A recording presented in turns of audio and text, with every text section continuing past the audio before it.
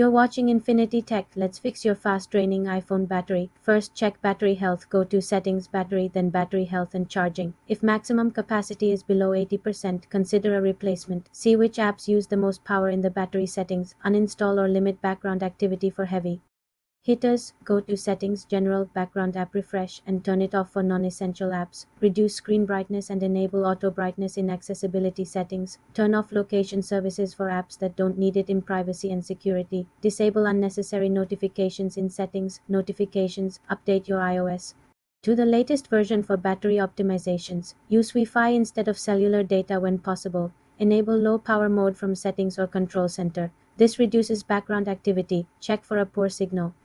Constant searching drains battery. If old, a worn battery may need service. Restart your iPhone weekly to clear glitches. These steps should extend daily battery life. For more simple computer tutorials, subscribe to the channel.